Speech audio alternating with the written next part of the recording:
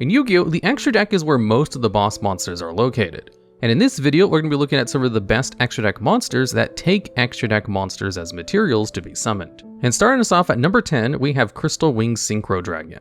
This is a level 8 Wind Dragon Synchro monster with 3000 attack and 2500 defense.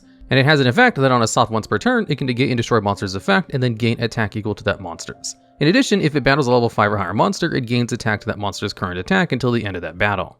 Crystal Wing was the face of the Synchro mechanic for years when it first came out, occupying a similar role to Stardust Dragon back in the day. It has arguably the best level a Synchro monster can be to this day at level 8, a huge body, an effect that makes removing it even harder, and a no-cost monster negate. It offered a very similar payoff to older Shooting Quasar Dragon, although much easier to bring out since Quasar required 3 Synchros in total to be summoned instead. Pretty much every deck that ran tuners would try and end on it if possible, be it DDDs, Yang Zings, or even Metal Foes with Gofu. Crystal Wing was the sole reason why the Wind Witch engine became extremely popular at release, since it could turbo it out without using your normal summon. That gave rise to one of the earliest and most popular invoked variants with Invoked Wind Witch. However, Crystal Wing's usability fell off with Master Rule 4, generally nerfing synchro strategies as a whole. Though the Wind Witch engine could still do its thing, it'd take up your extra monster zone, while locking you into other level 5 or higher wind monsters, ending extra deck plays there. Nowadays, though those rules have been reverted, Crystal Wing still isn't as ubiquitous as it once was. Modern synchro strategies will usually go for Chaos Ruler or Borreload instead as their level 8s, but it still sees play in virtual world strategies at the very least, since they can cheat him out with Ultima to Zulkin rather than bringing it out properly. And at number 9, we have Mekk-Knight Crusadia Avramax.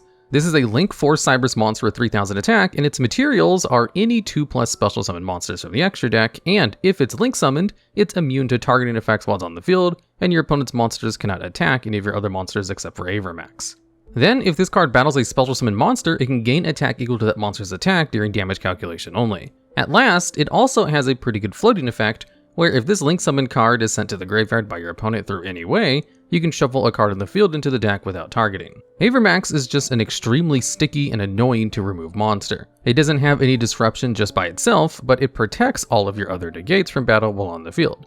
In addition to all of its regular protection, it's also usually made with IP Masquerena, who makes it immune to destruction by card effects on top of its other stuff. Avramax was a staple for a while because it couldn't be beaten over by the usual method to out towers like monsters, in Boral Sword Dragon. And Avramax could often mean the end of the game against a deck unless they happened to tech in Ningirsu, the World Chalice Warrior, and even then you'd still have to deal with its floating effect afterwards. As time passed, however, the popularity of this card waned as it became much more easily managed with the release of new staples. Axis Kotaker can easily remove it if it hadn't been boosted by IP, and even if it was, common meta staple cards such as Forbidden Droplets and Triple Tactics Talons all fulfill the same job. Since you can no longer rely on this huge body to keep you alive, it's much better to end on a monster that would provide actual interruption instead. And at number 8, we have Naturia Exterio. This is a level 10 Earth Beast Fusion monster, and its effect is to negate a spell or trap activation by banishing one card from your graveyard and then milling a card from the top of your deck. This effect is not once per turn or even once per chain. Fittingly, it's made with Naturia Beast and Naturia Barkion, level 5 and 6 synchro monsters which have effects that negate spells and traps respectively. Exterio is a really strong boss monster, but in this case, its extra deck materials make it almost impossible to bring out normally. Even if a synchro deck can consistently bring out both Beast and Barkion, there'd be no reason to waste more resources searching for a fusion spell to fuse them together and give you essentially the same payoff. There are other gimmicky ways to bring this card out, such as dumping its materials and then using a miracle fusion-like effect, but these have never been good enough to be competitive either. This card saw play mainly as a monster to be cheated out by Waking the Dragon in back row heavy decks. If an unsuspecting opponent destroys your back row blindly with something like Lightning Storm, Exterio can provide enough of an impact to win the game by itself. Though due to how monster heavy most decks tend to be, it can be very risky to go for it over the last war from another planet, or it's something that can negate monster effects too.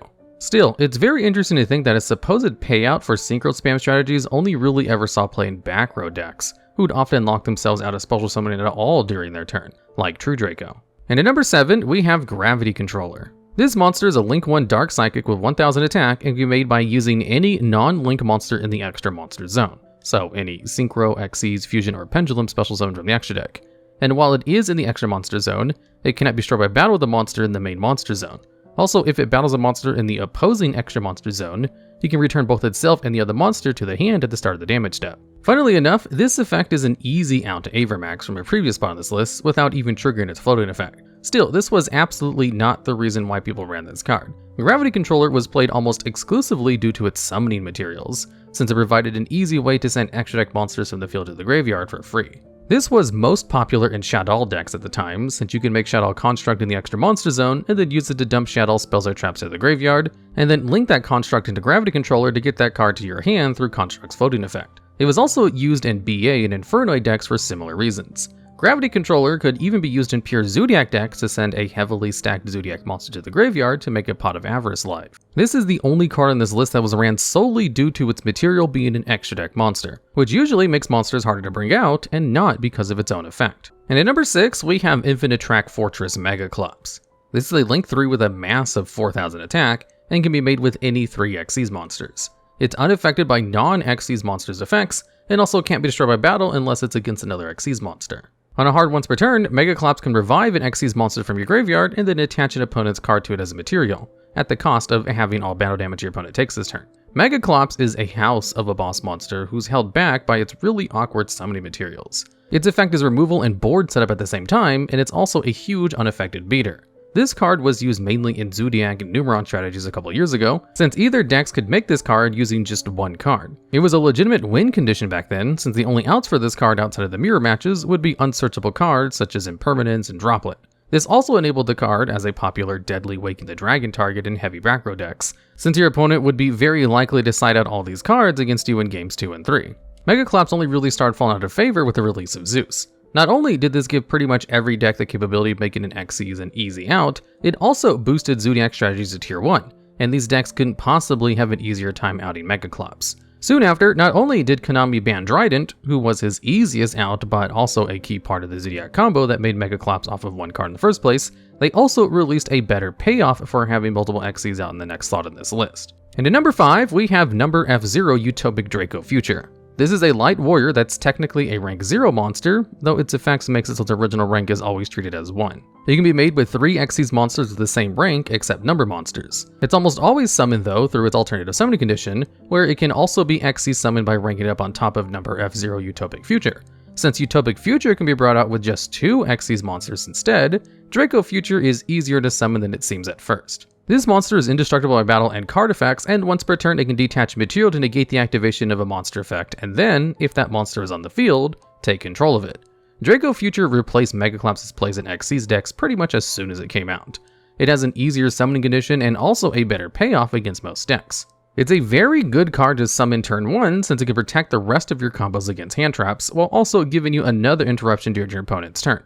Draco Future sees competitive play in Lyralist decks, since with their recent support, they could climb into Utopic Future while also searching a couple level 1 winged beasts along the way, without committing your normal summon. This combo eventually led Recital Starling to being limited on the ban list. Phantom Knight decks play it too as a great way to protect your Bardiche from something like Effect Veiler. If a deck goes into Xyz monsters a couple times during its turn, odds are they'll be playing the Utopic Future Draco package as well. And at number 4, we have Evil Twins Trouble Sunny. This is a Link 4 Fiend with 3300 attack and can be made with any 2+ monsters, including an Evil Twin monster. Though there is a single main deck Evil Twin monster, it has an extremely hard summoning condition, so it's pretty much never brought out. The main way to summon this card is with both Evil Twin Link 2s. It has the effect that, on a quick effect, it can tribute itself to summon both Ki Sakil and Li La from your graveyard. It also has the graveyard effect, where it can banish itself and send an Evil Twin monster from your hand, deck, or field to the graveyard to send a card in the field to the graveyard. This card was a godsend for live twin strategies since it finally gave them a decent Link 4 to end on, while before these decks had to run Unchained Abomination due to locking itself into fiends through their combos. Not only does it give interruption to your opponent's turn, since it can tag out into both Link 2s who proceed to pop a card and draw you a card, it's also an OTK enabler if used during the battle phase. But still, the reason why this card is such a high spot on this list is due to the release of a new card completely unrelated to its archetype. Automate Slay is a normal spell card that lets you send a monster from your extra deck to the graveyard, then target a monster your opponent controls with the same card type and shuffle it into the deck. Automate Slay turns Trouble Sunny into an instant extra deck staple, since if you side into Automate Slay and Evil Twins Ki Sakil and Li La, this card can trade for any Link monster in the field and then send a monster from the field to the graveyard. A great 2-for-1 trade which could, for example, dismantle an entire Splite board by dealing with Splite Elf and Totally Awesome at the same time. And at number 3, we've got Hot Red Dragon Archfiend Abyss. This is a Dark Dragon Synchro with 3200 attack and can be made with 1 tuner and 1 non-tuner Dark Dragon Synchro monster. Its effect is that, on a spell speed 2, it can target and negate a face-up card your opponent controls until the end of the turn. Also, if it inflicts battle damage to your opponent, you can target a toon in your graveyard and special summon it. This card's negation effect is deceptively powerful and usually much better than negating activations, even if it doesn't destroy. Since this card doesn't actually stop the activation, it won't let cards that can only be activated once per turn be used again if your opponent has a second copy, such as what would happen if you negated the activation of something like Lightning Storm while your opponent is packing another one in their hand. Plus, since this card doesn't have to directly respond to the card it's negating, it can be used to play around cards that cannot be responded by monster effects, such as Dark Ruler No More and the aforementioned Auto-matic Slay. If you chain a spell or trap card to the activation of Dark Ruler No More, you can then chain Hot Red to your own card and target Dark Ruler No More to negate it. This card and Baron de Fleur have replaced Crystal Wing as generic synchro bosses you'd climb towards, since the most popular synchro monsters in the meta right now, Chaos Ruler, is a level 8 that allows you to climb into either. Hot Red fits perfectly with the Chaos Ruler since it requires specifically a Dark Dragon Synchro monster as its non-tuner counterpart. Chaos Ruler not only happens to be exactly that, it can also be brought back from the graveyard using its own effect after being used for a link play. Hot Red has always been a mainstay in Dragon decks due to their easy access to good level 1 tuners and because it could be summoned with Aggro Pain when it was legal. But now it's even being used in other decks since Jet Synchron, one of the best level 1 tuners in the game who can be summoned with Crushed-on Halki Fibrax, was recently released from the Forbidden list. And at number 2, we've got Mirrorjade the Iceblade Dragon. Mirrorjade is a Dark Dragon level 8 with 3000 attack and can be made with 1 Fallen of Albaz and 1 Fusion, Synchro, Xyz, or Link monster. Its effects are, once per turn on a quick effect, it can send a fusion monster from your extra deck that takes Fallen of Albaz to be made to banish 1 monster to the field without targeting, but this card cannot use this effect again on the next turn. Also, if your opponent makes this fusion summoned card leave your field in any way, you can activate its effect to destroy all monsters your opponent controls during the end phase of that turn. Mirrorjade is an absolute house of a boss monster, who catapulted Despia decks to tier 1 pretty much by himself. This card can easily be made off of a single card with Branded Fusion, which is a fusion spell that uses materials from your deck at the cost of locking you into only fusions for that turn. Branded Fusion can be used to summon either Lubellion or Albion, while also sending a light or dark monster to your graveyard for free. This is usually either Tragedy, who will get you a free Despia monster search, or Fairy Tale Snow, which will give you an extra interruption during your opponent's turn.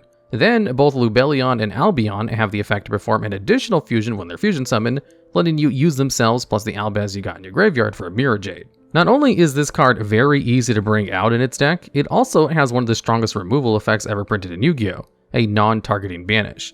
Even the cost for this effect is highly beneficial, since it dumps cards that will search you cards during the end phase. To top it all off, that effect is only a soft once per turn, which means you can use it multiple times per turn if you manage to get it off the field and then summon it back. That kind of thing is easily and often done in Despia decks with Branded in Red and Ab-Lib. This card is often a +3 and can win a game just by itself. The only reason why it's not number 1 is because it's not as easily splashable as the next slot on this list. And finally, at number 1, we've got Divine Arsenal AA-ZEUS Sky Thunder. This is a rank 12 light machine with 3000 attack and defense, and its materials are 2 level 12 monsters.